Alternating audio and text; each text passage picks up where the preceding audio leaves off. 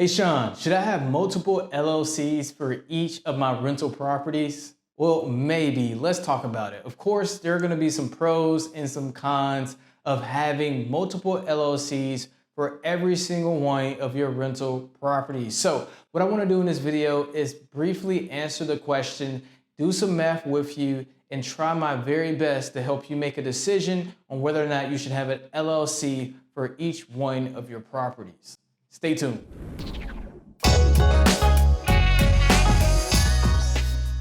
Hey there and welcome to our channel. I'm Sean with Life Accounting, the accounting company that saves people from high taxes and low profits. Okay, so do you need more than one LLC for your rental properties?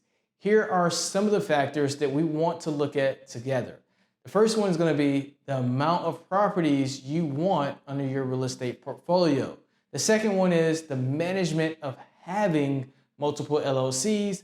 And then of course we have to factor in the cost of having multiple LLCs as well. Now I'm not going to be talking about how to buy real estate with an LLC or some of the reasons why you should or should not have an LLC, because I already made a video on that, which you can check out in the description below. But we will be evaluating all the factors that I just went over, comparing each one side by side. So let's go ahead and start off by quickly answering why someone will want to have multiple LLCs for their rental properties. Now, the biggest reason is going to be separation, right? You want to be able to separate one property completely from another property. So what exactly does this look like? Well, when you buy real estate under an LLC, you're going to have what is called limited liability protection for all your properties. So for example, if one property loses a lawsuit against a tenant, then only that property or that LLC is responsible for the legal damages. On the other hand, if you had all your properties in one LLC and they had a really bad lawsuit, then you could potentially be putting all your properties at risk, okay? And then on top of that, having separation or multiple LLCs for each property means that you're gonna be able to separate the financials, the taxes, and a lot more. So that leads us into our first factor, which is how many properties do you want to acquire? And I use the word want intentionally because you should be projecting out into the future and start with a solid process right now, so you don't have to go back later and go through the hassle of untangling everything and setting things up the way you want to. Now, of course, this is obvious. The more properties you own, the more LLCs you may need. So what I would say is there is a certain threshold where I would say you definitely should consider having multiple LLCs for each one of your properties. And I would say when you hit that threshold of having more than 4 properties or more than $1 million in real estate assets, you should consider having multiple LLCs for each one of your properties. And here's why. So when you have 4 properties or less, you're going to be dealing with a lot less tenants. So there's going to be a lot less financial transactions to deal with. So keeping track of everything will be a lot easier, while at the same time exposing you to less legal risk. And usually almost any person with 5 hours a week can easily manage somewhere between 1 to 4 real estate rental properties.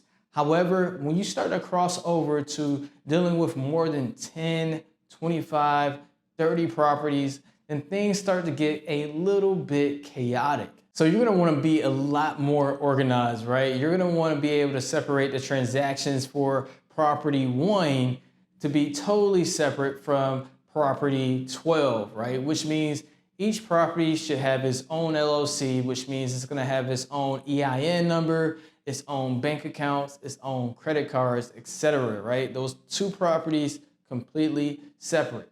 And of course, dealing with 25 tenants instead of 2 tenants is going to expose you to more legal risk, which again is something you're going to want limited liability protection for. All right, so that was factor number 1. How many properties do you ultimately want to acquire? How big do you intend your portfolio being? You just want to test out the waters, or do you want to be really aggressive and quick? That's something to think about. Now, moving on to factor number 2, the management of having multiple LLCs. But Really quick before I dive in, are you enjoying this video so far? Am I helping you with anything? If so, please hit the like button for the YouTube algorithm. It really helps to spread this video on to more people. Thus, it helps our channel grow. And that really just motivates us to keep making videos. So thank you so much for doing that in advance. And let's go ahead and move on to the next factors. So while there are a lot of benefits of having multiple LLCs for your rental properties, you have to think about the management of having that many LLCs. Because think about it, you're gonna have more documentation, you're gonna have multiple bank accounts to keep up with, multiple credit accounts to keep up with. So again, a lot of things to juggle and look at. And ultimately, this part is more mental than anything else, okay? Just trying to keep up with all the different account balances, what documents are for what properties, and organizing all of that can be a little bit of a pain. So if you can simplify your life, why not? Hey Sean, look, I can simplify my life and my wife.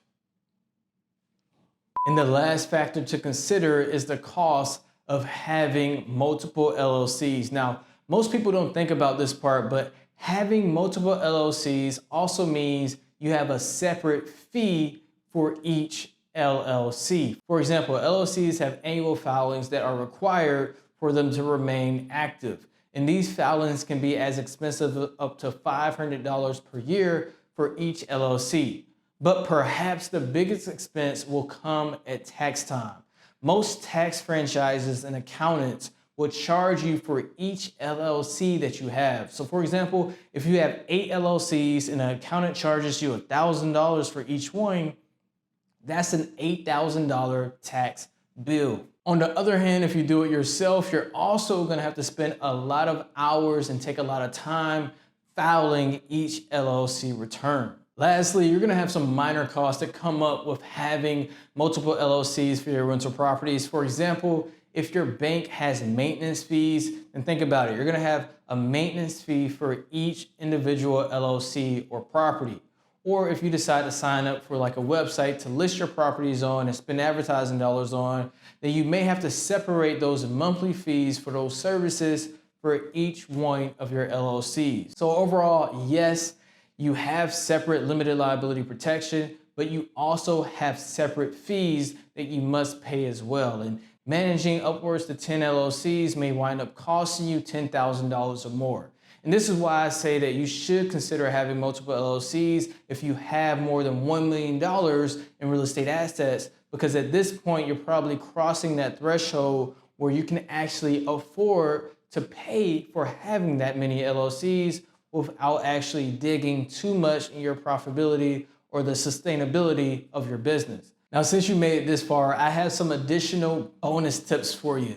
Bonus tip number 1, protect yourself in your lease agreement. So put clauses that will protect you in the case of a lawsuit.